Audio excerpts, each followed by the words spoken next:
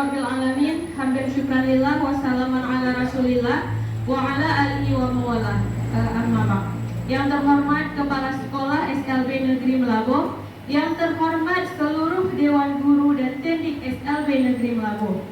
Pada hari ini izinkan saya untuk menyampaikan tentang apa materi yang sudah saya pelajari pada pendidikan guru penggerak angkatan 10. Untuk temanya atau judulnya tentang budaya positif. Nah, ibu-ibu dan bapak-bapak di sini semua, insya Allah beberapa hari lagi kita akan melanjutkan ke semester 2. Semester 2 itu kita harapkan adanya perubahan daripada sebelum-sebelumnya. Nah, budaya positif ini adalah salah satu bentuk yang bisa kita terapkan pada semester depan. Saya harap salah satu bentuk dari budaya positif ini akan Bapak Ibu terapkan di kelas masing-masing. Nanti akan kita praktikkan bagaimana bentuk budaya positif yang kita pelajari pada hari ini. Makanya harapan saya, semoga dengan adanya kegiatan ini, Ibu dan Bapak Guru di sini paham mengenai budaya positif yang ada di sekolah kita. Nah, baik, untuk yang pertama kita akan melihat apa saja sih budaya positif dan apa itu budaya positif. Nah, sebelumnya saya ingin bertanya kepada Bapak Ibu semua di sini. Ada yang tahu atau ada yang ingin mengungkapkan pendapat apa itu budaya positif? Ada yang bersedia untuk menyampaikan pendapatnya apa itu budaya positif? Bapak Ibu ada yang bersedia? Oke, Ibu Eka, silahkan Ibu Eka. Assalamualaikum warahmatullahi wabarakatuh. Waalaikumsalam warahmatullahi wabarakatuh. Yang saya tahu itu budaya positif itu, kalau nggak salah, ini menurut pendapat saya ya, budaya itu kan kebiasaan kita dalam keseharian, bagaimana kita dalam mengajak siswa kita itu yang terbaik, karena positif itu baik jadinya. Jadi budaya itu kebiasaan kita dalam mengayomi ataupun dalam mengajak, membimbing siswa-siswi kita untuk ke hal yang positif. Jadi hal positif itu lebih banyak mungkin nanti akan diuraikan oleh Bu Yuma. Itu menurut pendapat saya. Yang saya tahu cuma budaya itu kebiasaan, positif itu adalah hal yang baik. Itu aja. Terima kasih Bu Yuma. Terima kasih Ibu Eka, luar biasa Ibu Eka pendapatnya ya. Nah, tadi Ibu Eka sudah menjelaskan mengenai budaya positif. Budaya itu adalah kebiasaan dan positif hal-hal yang positifnya. Artinya kebiasaan yang positif yang kita lakukan di sekolah. Saya minta satu orang lagi memberikan contoh dari apa yang dipaparkan oleh Ibu Eka. Ada yang bersedia Bapak Ibu? Halo Bapak Ibu, ada yang bersedia untuk menyampaikan contoh bentuk budaya positif? Bu Mutia? Oke, mungkin Pak Saiful bersedia menyampaikan contoh budaya positif yang ada di sekolah. Contoh aja di sekolah kita Pak, apa contohnya? Ya, Assalamualaikum warahmatullahi wabarakatuh. Waalaikumsalam warahmatullahi wabarakatuh. Ya, sama seperti yang Ibu Eka sampaikan, budaya positif itu lebih ke kita mengajak peserta didik untuk lebih dalam hal perilaku yang lebih bisa diterima di lingkungan apapun itu, contohnya bisa di lingkungan sekolah ataupun masyarakat. Salah satunya tentunya itu adalah bersalaman saat sebelum memasuki ruang kelas, kita bersalaman dengan guru. Itu adalah satu budaya positif yang di timur itu ada kebiasaan yang baik seperti itu, yang lebih menghormati orang tua seperti itu. Dan juga seperti berdoa, itu salah satu juga budaya kita. Sebelum melakukan sesuatu kita pastinya itu berdoa seperti itu. Dan juga seperti mengucapkan salam, dan juga maksudnya itu dalam hal kegiatan itu saling membantu teman juga saat misalnya dalam hal apapun itu. Biasa kita lihat sendiri saat istirahat ada anak yang membantu teman itu menyuapkan temannya lagi makan. Itu salah satu budaya, maksud kita bisa kita bilang salah satu yang paling sederhana tapi nilai ininya lebih dekat antara satu dengan yang lainnya seperti itu. Nah, mungkin hanya itu saja dari saya. Mungkin saya kita. Wassalamualaikum warahmatullahi wabarakatuh. Oke, terima kasih Pak Saiful. Dari paparan Pak Saiful dan Ibu Eka itu sudah menjadi pengantar buat kita bentuk contoh penerapan budaya positif di sekolah. Nah, biar lebih jelas kita akan lihat apa-apa saja yang terkandung dalam budaya positif itu.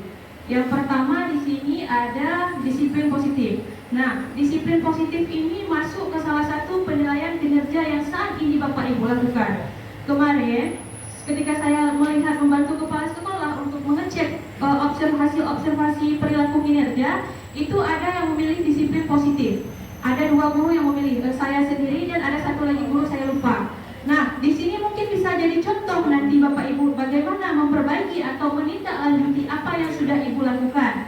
Baik, di sini disiplin positif yang pertama, cara penerapan disiplin yang mengajarkan anak bertanggung jawab dan menumbuhkan kesadaran diri berdasarkan nilai-nilai kebajikan. Kemudian, lebih ke arah disiplin diri yang dapat mengontrol diri dalam melakukan segala tindakan. Kemudian, dapat membuat murid memahami dan menyadari berdasarkan motivasi internal, bukan paksaan, pujian, dan hukuman. Nah, inilah yang artinya disiplin positif. Artinya kesadaran dari siswa itu sendiri, bukan karena kita beri pujian ataupun bukan karena hukuman dia melakukan sesuatu.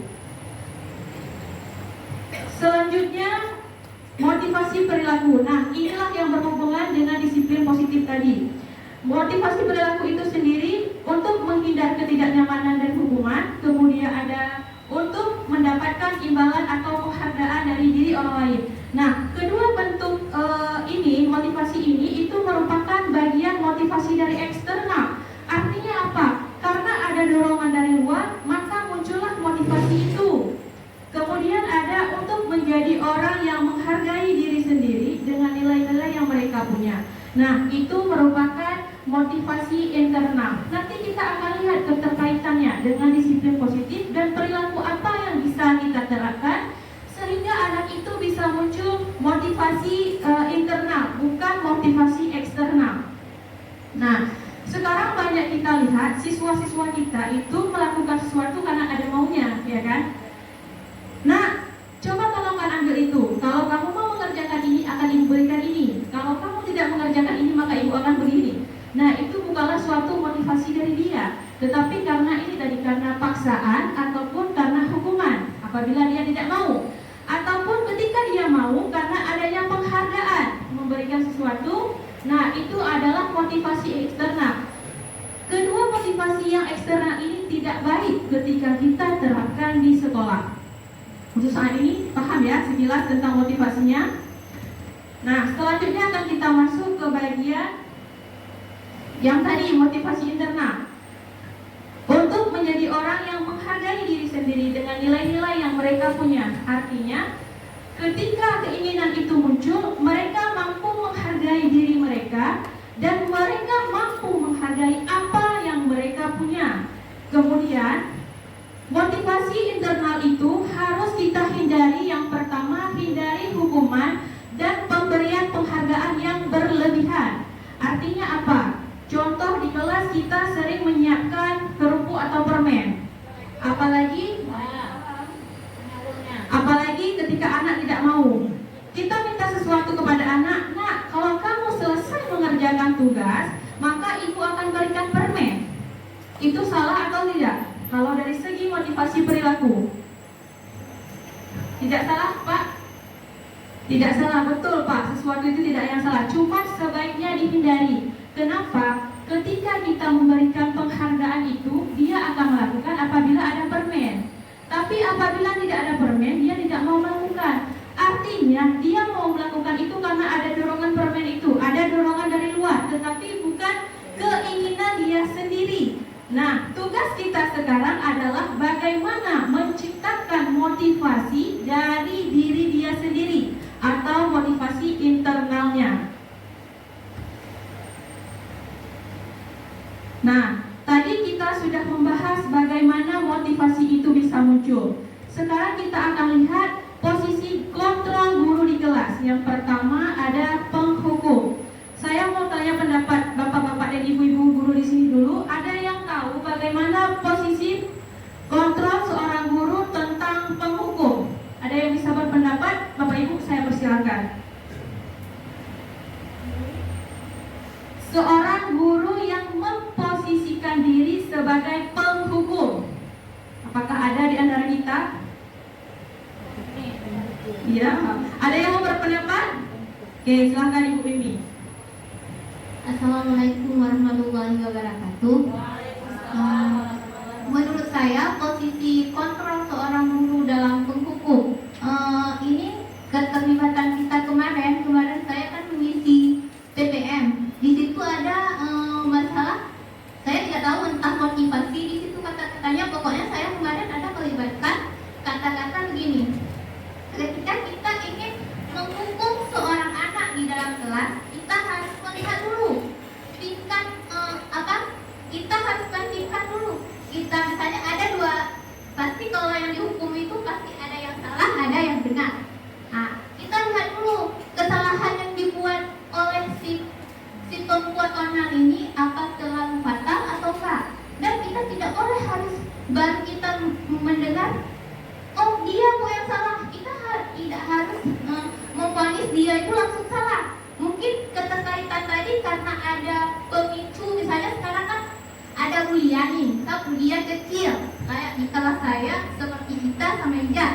Mereka itu sering, kamu nggak ada mama, sedangkan si Ijaz nggak ada mama, sedangkan kita nggak ada ayah. Nah, itu kan bagaimana cara menghukum mereka? Itu kan rumit. Nah, di sini saya mengambil keputusan saya dalam menghukum, ya bukan kita merendahkan mereka atau memilih antara dua itu, bisa memilih Idan atau memilih tidak, tapi saya menengah. Penghukuman saya begitu, betul. Ya, jadi saya beri pesan sama mereka, kita sesama teman memiliki sama-sama kekurangan. Jadi jangan sekali-kali kita meremehkan orang lain. Nah, kalau menurut saya begitu hukuman yang saya berikan kayak gitu, betul. Tapi entah salah betul, saya ulangkan lagi ke Bu Gemma. Terima kasih Ibu Mimi, luar biasa penerapan di kelas Ibu Mimi yang menengahkan antara dakwah-dakwiyah perdebatan siswa satu dengan siswa kedua. Nah, sebenarnya Ibu Mimi itu sudah menerapkan posisi kontrol seorang guru, cuman bukan di bagian penghukumnya Ibu. Nanti saya akan munculkan atau jelaskan mengenai beberapa posisi kontrol. Ibu akan menyadari di posisi mana Ibu berdiri. Oke, nah yang dimaksud dengan posisi kontrol di sini, posisi kontrol guru sebagai penghukum adalah ketika seorang guru melihat anak berbuat salah, langsung dihukum. Misal, kamu tidak mengerjakan PR hari ini, maka kamu harus keliling lapangan sebanyak 10 kali. Nah, itu adalah bentuk contoh posisi kontrol guru sebagai penghukum. Jadi apapun kesalahan, apapun yang dilakukan anak yang tidak sesuai dengan dia, semua dia hukum. Baik itu suruh keliling lapangan, ataupun disuruh membersihkan WC, membersihkan kelas, dan sebagainya. Itu adalah posisi guru sebagai penghukum. Kemudian, untuk posisi guru yang pada pembuat merasa bersalah. Di sini, ketika anak melakukan kesalahan, akan kita mengatakan seperti ini. Kamu kan salah, kenapa sih kamu tidak dengar ibu bilang? Berapa kali ibu harus bilang sama kamu? Kenapa kamu susah kali diatur? Jadi anak menyadari bahwa dia merasa bersalah. Apa yang saya buat selalu salah. Nah, itu adalah posisi kontrol guru di bagian pembuat merasa bersalah. Ketika seorang guru di kelas, anak tidak mau mengerjakan, kamu ini capek ya, ibu jelaskan dari tadi, ibu tuliskan dari tadi, tapi belum paham-paham. Kemudian kamu tidak bisa apa yang ibu ajarkan. Nah, itu adalah posisi kontrol guru pada bagian membuat merasa bersalah. Kemudian ada posisi kontrol sebagai teman. Jadi, sebagai guru di kelas, contoh posisi kontrol teman.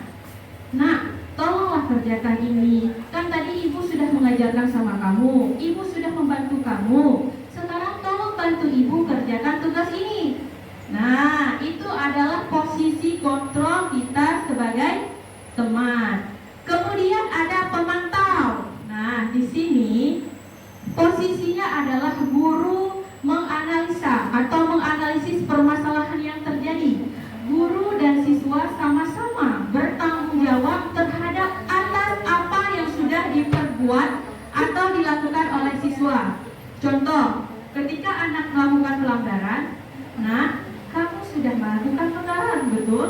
Nah, kalau seandainya kamu melakukan pelanggaran, kira-kira konsekuensi apa yang terjadi dan harus kita lakukan? Artinya, dia memantau, menilai, mengatur si anak itu ketika dia berbuat salah dan meluruskan, tetapi dari pihak guru itu sendiri. Artinya, guru yang membimbing anak untuk mengarahkan kesalahannya dan menyadari konsekuensi. Ingat ya, pada bagian posisi pemantau ini adalah konsekuensi. Beda dengan hukuman. Kalau hukuman sepenuhnya diberikan oleh guru. Jadi guru menghukum anak untuk melakukan ini itu yang bersifat negatif. Tetapi apabila dibilang konsekuensi, udah ada perjanjiannya. Ini ada perjanjian, apabila tidak mengerjakan PR, maka harus membuat PR lagi, membuat tulisan tersebut saatnya istirahat. Nah, itu adalah salah satu bentuk konsekuensi. Jadi di bagian pemantau ini, guru mengontrol anak untuk menyadari akan konsekuensi yang anak lakukan. Kemudian untuk manajer, nah posisi manajer ini adalah posisi guru di mana bertanggung jawab sama-sama dengan murid atas kesalahan yang mereka lakukan. Misal, di posisi manajer ini guru tidak menyalahkan anak bahwa dia melakukan kesalahan. Misalnya Ibu Dewi sudah melakukan kesalahan mengganggu teman atau memukul teman. Tetapi seorang guru di bagian kontrol guru seorang manajer tidak akan mengatakan Ibu Dewi salah kan sudah memukul teman, Ibu Dewi salah kan sudah mengganggu teman, tapi kontrolnya adalah Ibu Dewi. Kenapa? Apa Ibu Dewi tahu kalau yang Ibu Dewi lakukan itu salah? Nah, kira-kira kesalahan apa yang sudah Ibu buat dari kesepakatan yang sudah kita sepakati? Artinya di bagian manajer ini siswa menyadari akan kesalahan dia sendiri, tetapi bukan kita yang menjudge kalau dia salah. Siswa yang akan menyadari bahwa saya telah melakukan ini, sehingga di sini sebagai manajer, guru akan memantau siswa atau memanajering siswa untuk menyadari kesalahannya dan mencari solusi atas apa yang akan dipertanggungjawabkan terhadap permasalahan tersebut. Nanti kita akan lihat bagaimana bentuk contoh dari posisi kontrol dan manajer. Nah, semua posisi kontrol ini pasti ada sama guru, tetapi sekarang kita menyadari dan merefleksi sama-sama di posisi mana kita berada.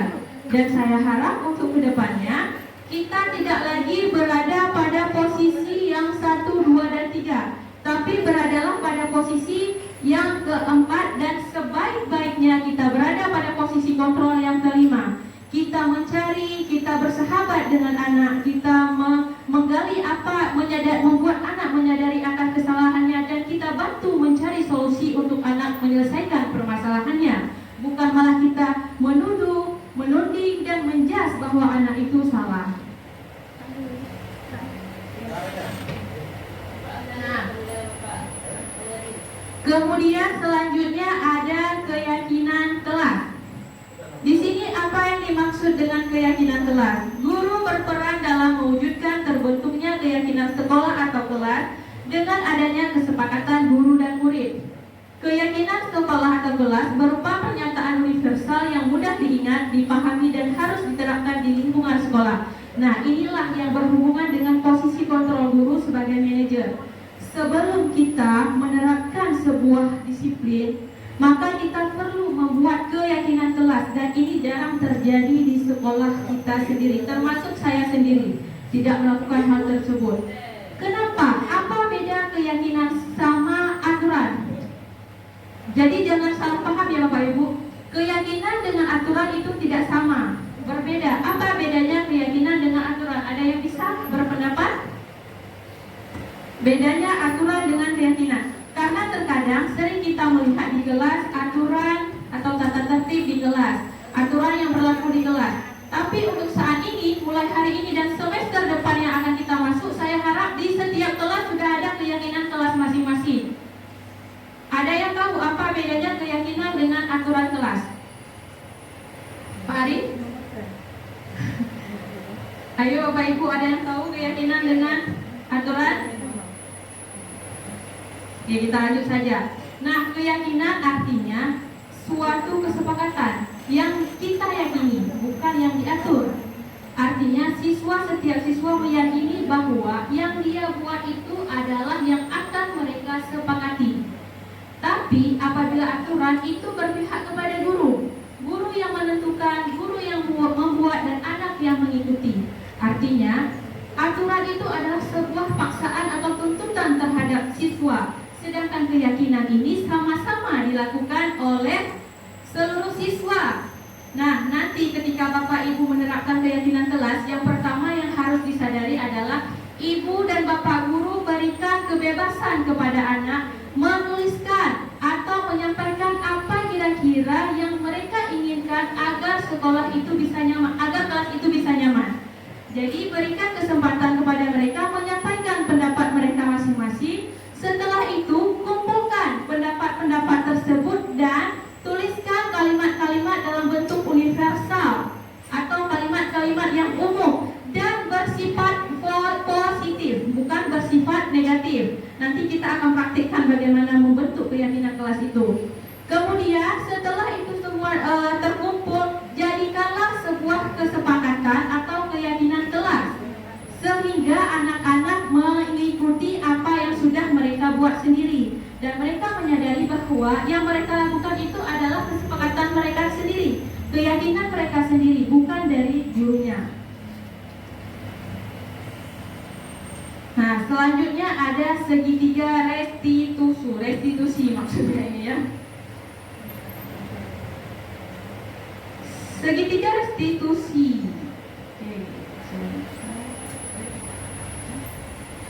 Nah, segitiga restitusi adalah proses menciptakan kondisi bagi murid untuk memperbaiki kesalahannya, sehingga karakter mereka lebih kuat ketika kembali pada kelompoknya.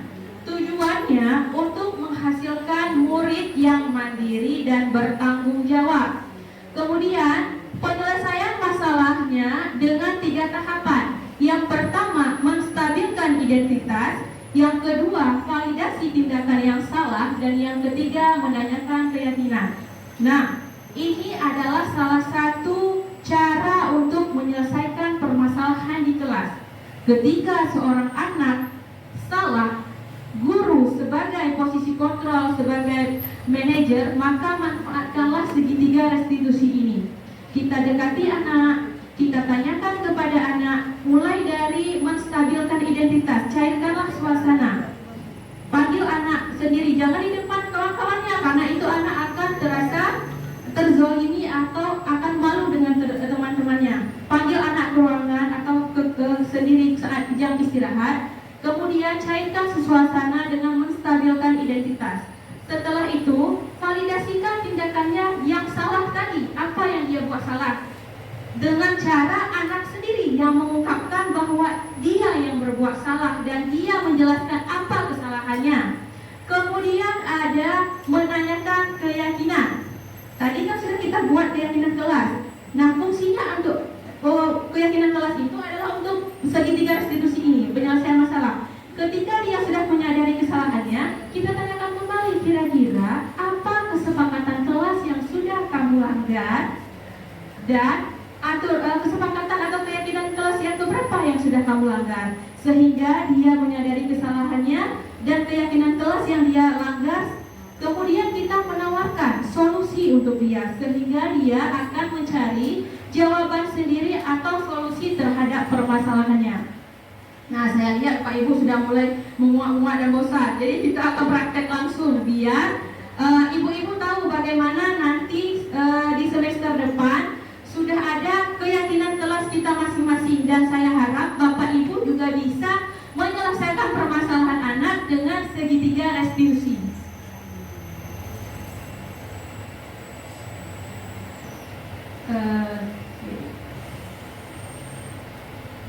Nah, bapak-bapak dan ibu-ibu semua, sebelum kita melihat video restitusi yang sudah saya terapkan pada salah satu murid yang ada di sekolah kita, kemarin itu kita punya tugas untuk membuat skenario. Ternyata skenarionya untuk anak kita tidak berjalan sesuai dengan kita lihatkan sama-sama. Di situ akan saya jelaskan dan akan saya perlihatkan bagian mana yang dikatakan untuk menstabilkan identitas, bagian mana yang dikatakan untuk validasi tindakan yang salah, dan bagaimana tindakan yang meyakini keyakinan. Nanti kita akan lihat videonya. Sebelumnya kita akan buatkan kesepakatan kelas terlebih dahulu, karena segitiga restitusi ini tidak akan berjalan apabila kesepakatan kelas atau keyakinan kelas tidak ada. Jadi saya akan membagikan kertas post-it kepada Bapak Ibu satu persatu. Saya minta tuliskan kira-kira keyakinan apa yang menurut Ibu, misalnya kita jadi murid, contoh ya Ibu, ataupun di lingkungan belajar kita juga boleh, di lingkungan sekolah, di kantor. Kira-kira apa yang menjadi keyakinan ibu-ibu sehingga bisa kita tetapkan untuk keyakinan kita bersama. Boleh ibu-ibu tulis apapun, misalnya contoh saling menghargai, sopan santun, dan sebagainya. Itu adalah keyakinan yang saya sadari. Mungkin banyak ibu, ada 20 orang, ada 20 orang pendapat. Nanti kita tempelkan di sini dan kita kumpulkan menjadi atau kita ubah menjadi kalimat yang universal dan bersifat positif. Ibu Mudia boleh minta tolong sebelah sini Ibu. Satu orang satu lembar aja.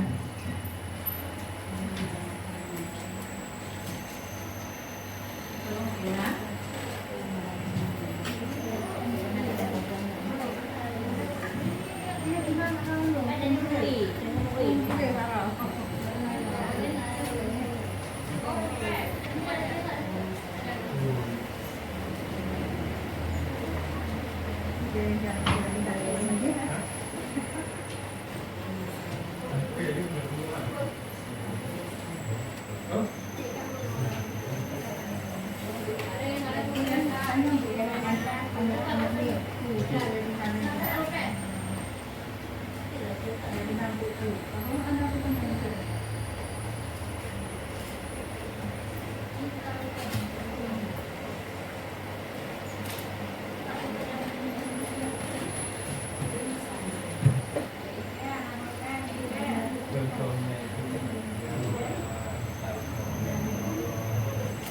Nah Bapak Ibu mungkin masih agak kebingungan apa yang harus ditulis. Untuk saat ini tuliskan saja aturan apa yang akan kita buat, sehingga kita buat nanti jadikan sebagai keyakinan. Dari aturan akan kita ubah menjadi sebuah keyakinan kita bersama. Boleh aturan apa yang kita terapkan untuk di kantor, boleh, atau di kelas. Nah ini salah satu bentuk implementasi di kelas. Sebelum kita terapkan di kelas, sama-sama kita belajar membuat aturan dan keyakinan sekolah kita dulu, baru nanti keyakinan kelas. Boleh kelas, boleh sekolah, pokoknya kan hampir sama juga. Kira-kira apa aturan yang kita sepakati atau yakini untuk bisa dijadikan keyakinan?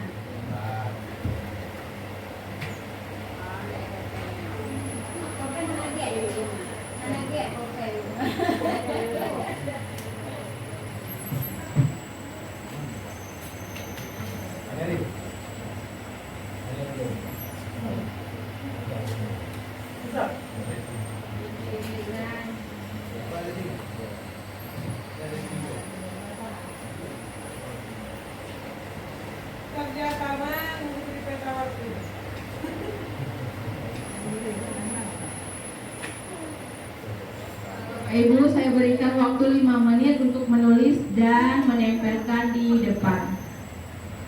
Sudah siap Bu. Sudah siap, boleh Ibu Eka minta tolong yang sudah siap di depan menempelkan.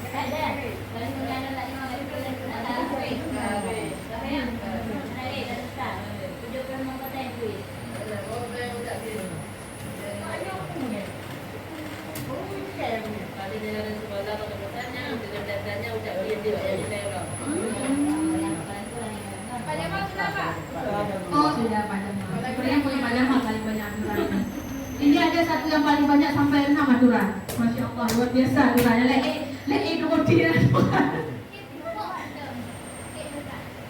nggak usah rapor-rapor lagi dia, jalan aja. Terus ya.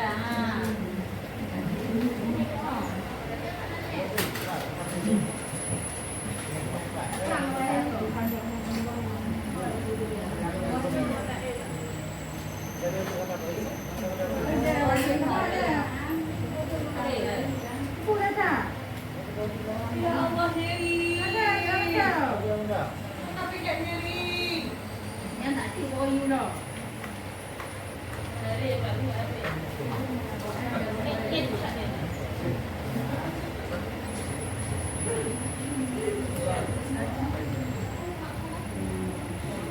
Sudah selesai semua Bapak Ibu.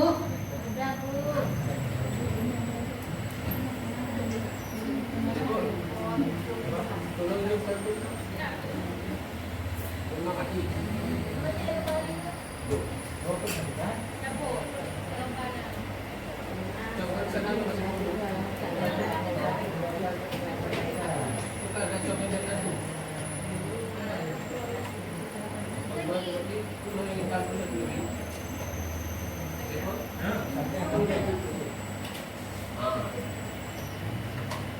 Oke, sepertinya sudah selesai Bapak Ibu semua ya. Baik, terima kasih Bapak Ibu. Sekarang kita sudah mengumpulkan semua aturan-aturan yang sudah kita buat. Baik, ada yang bersedia untuk membacakan aturan yang sudah ditulis tadi? Perwakilan satu orang untuk membacakan saja. Nanti akan kita simpulkan menjadi sebuah keyakinan sekolah kita atau keyakinan kelas kita. Ya, Wi yang menghadapi Ibu Ika. Ibu Dewi? Baca, hanya baca. Literasi Bu Dewi, literasi. Bu Desi. Silakan Bu Desi.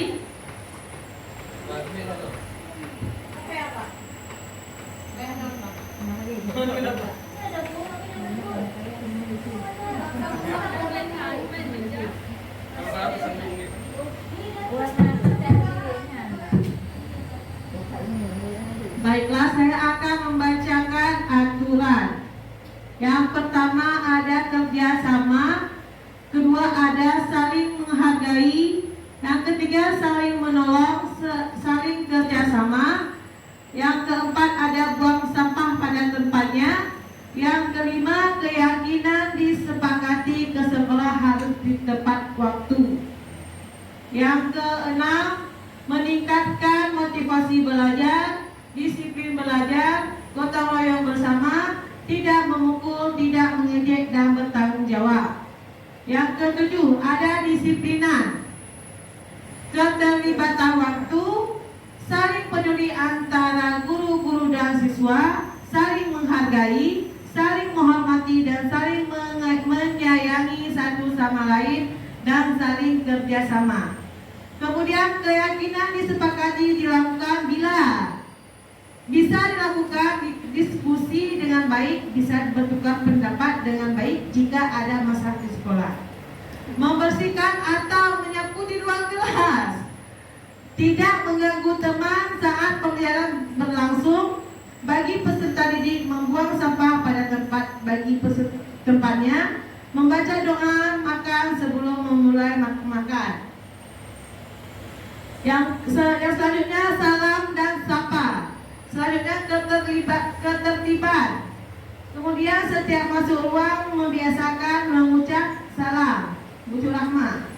Selanjutnya keyakinan kerjasama sebagai guru, pembimbing dan konseling diharapkan kepada guru lainnya agar bisa saling mendukung untuk mencapai perubahan sikap ke arah lebih baik. Saling menghargai ilmu yang dimiliki berbeda-beda. Kemudian mampu menghargai semua teman sekelas tanpa mencela fisik ataupun perilaku. Kelas yang bersih dan belajar lebih nyaman. Selanjutnya membuat sebuah roster piket agar ruangan menjadi lebih bersih. Terima kasih. Terima kasih Bu Desi. Boleh berikan aplaus untuk Bu Desi yang luar biasa suaranya.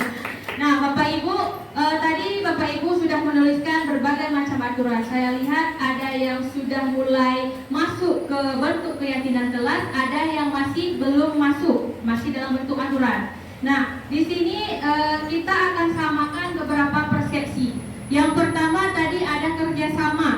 Kerjasama ketika kita membuat sebuah keyakinan kelas, yang pertama inti yang harus dinilai adalah tadi bersifat universal dan berkalimat positif. Kira-kira kerjasama itu universal dan positif atau tidak? Kerjasama. Oke. Positif ya. Nah, kalau positif bisa kita jadikan suatu keyakinan kelas. Berarti yang pertama adalah kerjasama. Selanjutnya ada saling menghargai. Ada beberapa saling menghargai, saling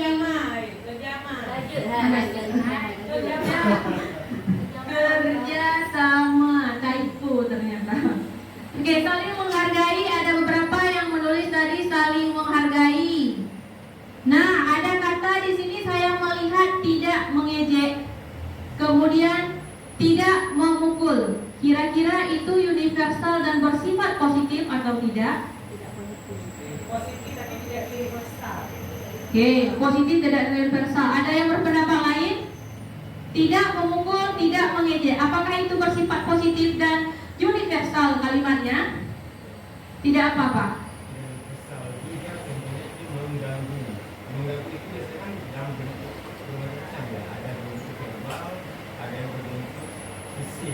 Oke, kira-kira kalau itu tidak universal, apa kalimat yang cocok untuk menggantikan tidak memukul dan tidak mengejek?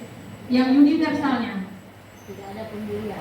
tidak ada pembulian. Nah, Bapak Ibu semua, terkadang disinilah kita yang terkadang masih melakukan kesalahan. Ketika kita membuat keyakinan kelas, ketika dibilang harus kalimat yang positif, tidak boleh ada kata tidak.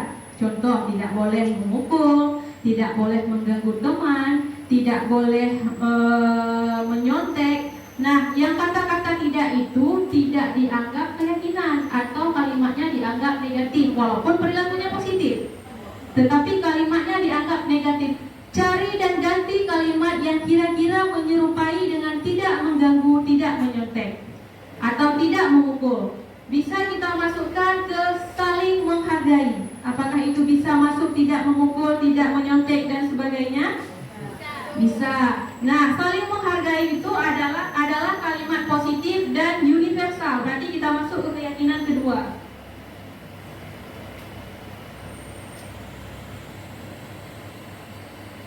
Selanjutnya ada saling menolong dan saling bekerja sama. Tadi sudah ya, bekerja sama sudah masuk.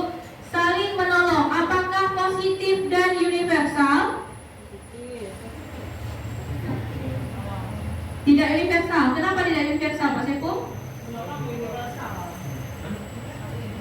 Saling menolong positif. Positif karena kan itu kan kata-kata tidak ada. Kalau kata tidak boleh tidak ada. Berarti masuk ya. Kita yakini ini karena ini keyakinan bersama, bukan keyakinan saya sendiri. Keyakinan kita berarti bisa masuk ke positif dan universal. Oke, kita tulis yang ketiga saling menolong. Ini sepertinya tidak muat. Terlalu banyak kita ya. Oke, kemudian ada buang sampah pada tempatnya. Universal dan positifkah itu? Oke, menjaga kebersihan masuk kalimat positif.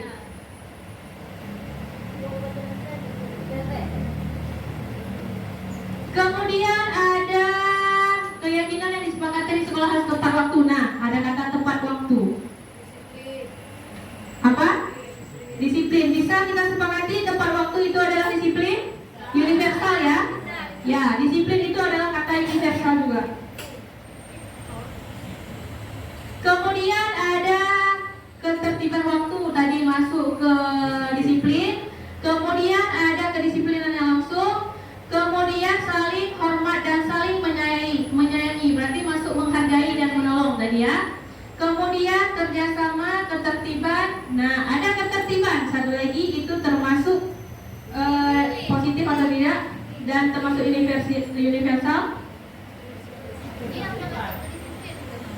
Oke, kira-kira tertib tidak? Tertib dan disiplin.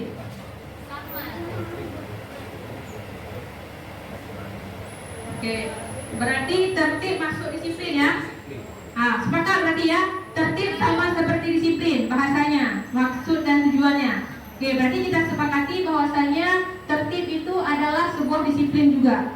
Kita lanjut ke keyakinan. Disepakati setelah bisa melakukan diskusi baik dan bila bertukar pendapat baik jika ada masalah di sekolah. Bertukar pendapat bisa masuk ke universal dan positif. Ya, betul. Berarti saling menghargai. Berarti sudah ya. Kemudian membersihkan dan menyapu di ruang kelas, masuk menjaga kebersihan. Ya, oke. Tidak mengganggu teman, membuang sampah, membaca doa. Tidak mengganggu teman masuk ke saling menghargai, membuang sampah pada tempatnya. Oke, kebersihan. Kemudian membaca doa makan sebelum memulai makan. Oke, bisa masuk ke disiplinan ya. Disiplin. Religi itu bukan sebuah kalimat universal yang bisa dijadikan sebuah keyakinan. Memang religi itu adalah sebuah kalimat universal, tetapi tidak bisa dijadikan sebuah keyakinan. Ngerti maksudnya kan? Nggak ada patokannya religi itu seperti apa. Nah, mungkin untuk membaca doa sebelum dan mulai makan lebih umum ya. Maksudnya lebih umum di kelas. Bukan suatu yang harus disepakati. Masuk ke disiplin. Masuk ke disiplin. Bisa, berarti masuk ke disiplin. Kemudian ada mampu menghargai semua teman sekelas tanpa mencela fisik ataupun perilaku, masuk ke menghargai. Kelas yang bersih, belajar lebih nyaman. Oke. Saling menghargai ilmu yang dimiliki, menghargai masih ya.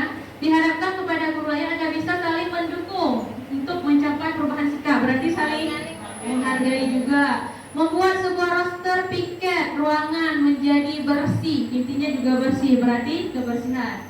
Nah, dari semua yang tertulis 1, 2, 3, 4, 5, 6, 7, 8, 9, 10, 11, 12, terbentuklah keyakinan yang sudah kita sepakati bersama 5 keyakinan yang terbentuk menjadi kalimat yang universal dan kalimat yang positif. Berarti kita sudah sepakat ya, ini adalah keyakinan kelas kita. Sepakat semua Bapak Ibu? Sepakat. Ada yang mau diubah? Atau ada yang mau ditambahkan? Oke, pas ya. Nah, beginilah bentuk ketika kita terapkan di dalam kelas. Nah, permasalahannya apakah anak-anak kita akan paham dengan kalimat universal dan positif? Solusinya bagaimana?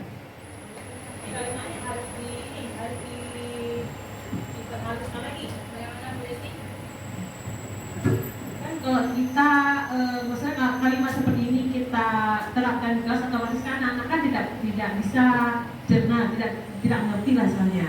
Berarti kalimatnya harus kita ini kan lagi, dan maksudnya kata-katanya harus kita yang mudah untuk dipahami oleh anak.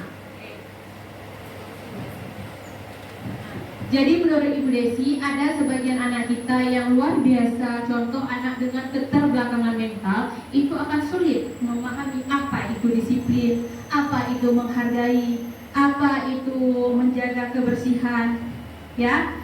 Namun untuk memudahkan, kita melihat kondisi anak kita sesuai dengan kemampuannya. Seperti yang dikatakan oleh Ki Hajar Dewantara, didiklah anak sesuai dengan kodratnya masing-masing. Artinya apa? Ketika kita membuat kesepakatan kelas untuk anak umum atau untuk kita guru-guru di sini bisa menggunakan ini, tetapi tidak untuk anak kita. Jadi kita bantu apa? Perjelas dengan gambar. Nah, ketika kita dalam disiplin, bentuk disiplin itu apa saja? Berikan gambaran kepada anak-anak, printkan gambarnya, perlihatkan gambar tempel di tempat tersebut. Nah, kira-kira seperti ini bentuknya.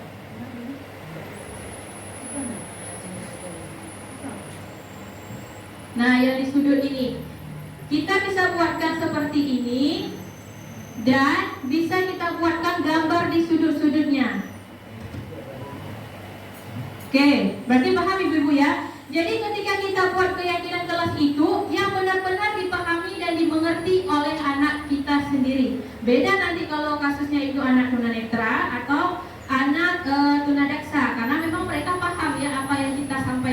Tetapi untuk yang tunagrahita ataupun yang tunarungu yang susah akan memahami konsep, kita akan sulit menjelaskan bagaimana kalimat yang universal dan sopan itu. Berarti kita kembalikan bagaimana kodrat anak tersebut. Sudah paham Bapak Ibu semua di sini ya? Saya harap semester depan di setiap kelas sudah ada keyakinan kelas masing-masing. Nah, itu adalah salah satu bentuk perubahan yang akan kita terapkan di semester depan. Kemudian satu lagi Bapak Ibu, kita akan lihat contoh restitusi tadi, penyelesaian masalah dengan menggunakan segitiga restitusi.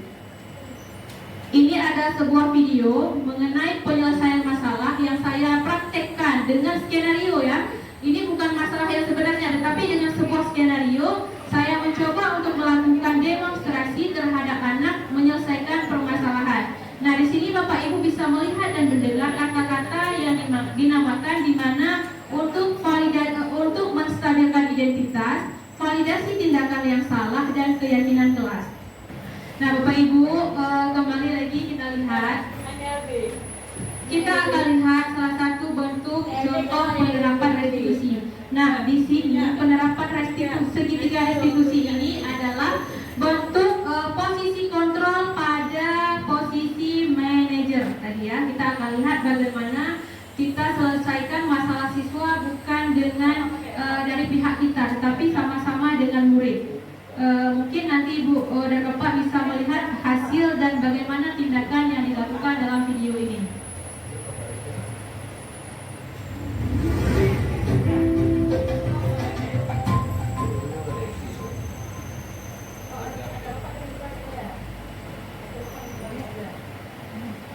Assalamualaikum warahmatullahi wabarakatuh. Saya Nina Mulyani, CJJ Angkatan 10 dari SLB Negeri Lampung, Kabupaten Aceh Barat. Video ini merupakan praktik penerapan segitiga restitusi untuk menyelesaikan permasalahan siswa yang ada di sekolah saya.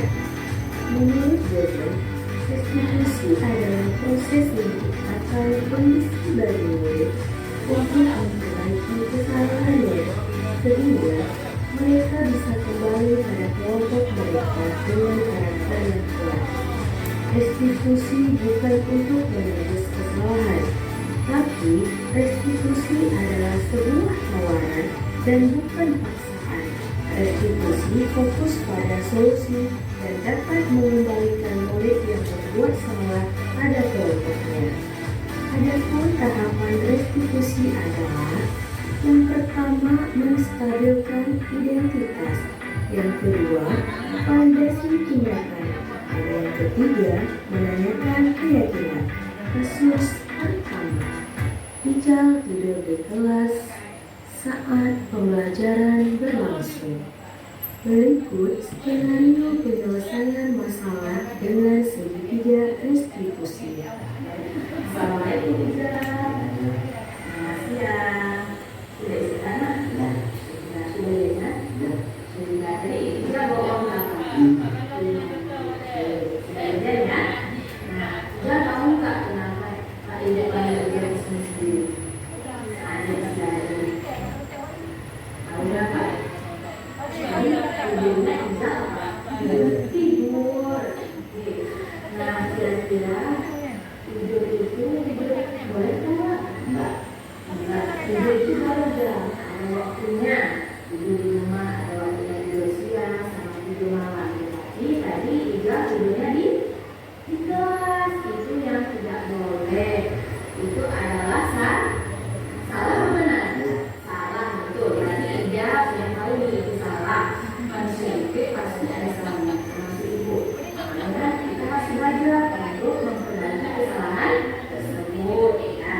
Nah, karena itu salah, maka kita akan cari solusi apa yang bagus untuk masalah Ijal tadi. Oke? Nah, Ijal tadi tahu Ijal salah. Kesalahan apa tadi? Kesalahan yang Ijal tadi?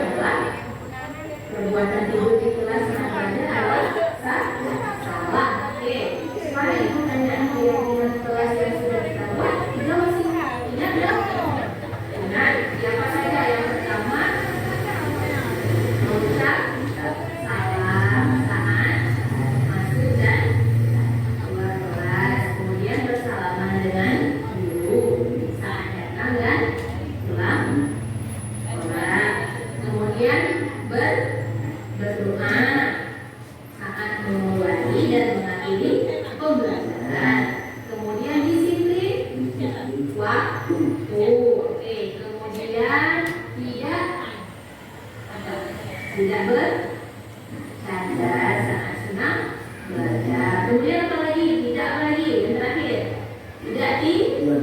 Di mana tidak tidurnya? Iya, betul, itu Ija tahu. Tidak tidur di kelas. Ija berarti melanggar aturan yang berapa ini? Yang ini 1, 2, 3, 4, 5, 6. Berarti Ija melanggar peraturan yang ke-6, yaitu tidur di kelas. Nah, ibu tanya, Ija semalam tidurnya jam berapa? Jam 1. Aduh, ibu ada tidurnya jam 10 atau jam 11. Ija mau tidur jam 1. Kenapa Ija tidurnya jam 1? Kenapa? Karena belajar. Selain setelah belajar, dia ngapain lagi? Ija main HP nggak? Ada main HP? Nah, itu dia sampai jam berapa? Belajarnya jam berapa? Habis maghrib apa jam berapa? Habis maghrib. Habis maghrib, yang pertama Ija sholat maghrib. Kemudian belajar. Kemudian main HP ya? Nah, itulah karena Ija main HP. Sampai jam berapa Ija main HP? Sampai jam berapa Ija? Ija tadi jam 1 tidurnya. Berarti sebelum Ija tidur, Ija main HP. Iya. Itu yang salah. Nah, karena Ija tidurnya jam 1 dan main HP sampai jam itu tidak bagusnya untuk anak sekolah. Karena Ija tidurnya malam telat, akhirnya di sekolah itu mengantuk, ya kan? Nah, sekarang Ija mau nggak mulai nanti malam Ija habis maghrib, pertama saya mandi dulu, kemudian mengerjakan PR. Ija buat PR kan? Belajar lagi di rumah kan? Nah, setelah belajar atau mengerjakan PR, boleh main HP, tapi jangan lama sampai jam 9 atau jam 10. Ija harus tidur. Mau nggak seperti itu? Mau. Ija mau berjanji sama ibu? Jadi ya, tidak tidur kelas lagi ya. Nah, mulai nanti malam ibu juga akan berkomunikasi dengan orang tua Ija untuk menjaga aktivitas Ija di rumah, mengontrol aktivitas Ija di rumah. Berarti Ija sudah berjanji ini sama ibu, mau kan? Mau tidur jam berapa? Jam 10 malam. Oke, berarti kita sudah tahu sepakatan ya.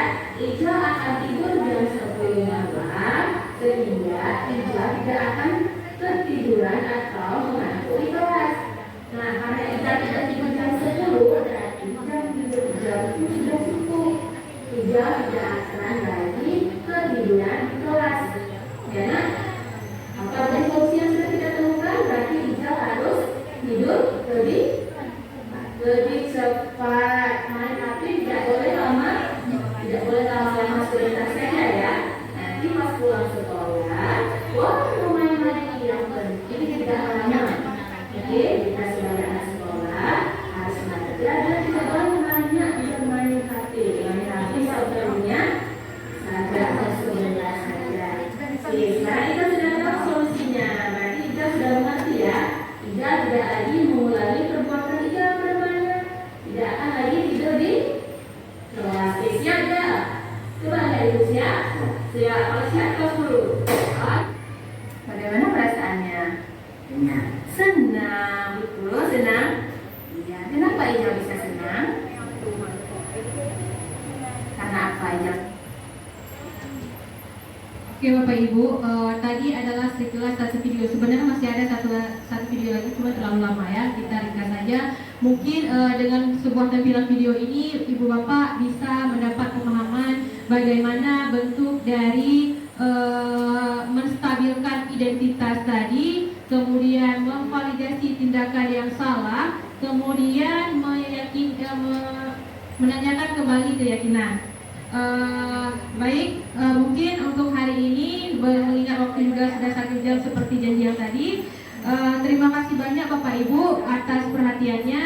Semoga apa yang sudah kita pelajari hari ini dapat bermanfaat untuk kita semua dan bisa kita terapkan di sekolah kita.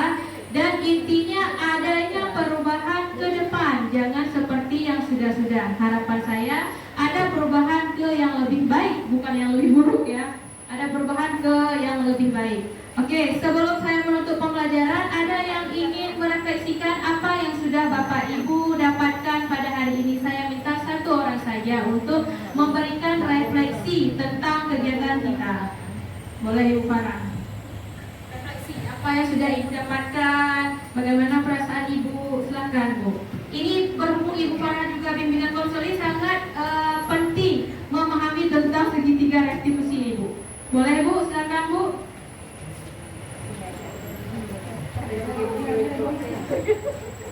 Oke, mungkin ada ibu-ibu yang lain yang mewakili menyampaikan bagaimana refleksi yang sudah kita pelajari hari ini. Ada yang bisa mewakili Ibu Wanda, Ibu Neri, Pak Bala, Pak Jamal mungkin Pak ya.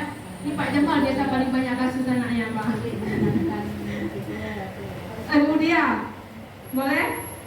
Sepertinya saya jawab semua nih, nggak ada yang berbicara. Siapa yang bisa berefleksi? Satu orang saja perwakilan sebelum kita tutup kegiatannya. Boleh? Bu Sal? Ibu Sal? Apa yang sudah Ibu pelajari? Apa yang sudah Ibu bisa simpulkan? Atau Ibu Dewi saja? Silakan Bu. Assalamualaikum warahmatullahi wabarakatuh.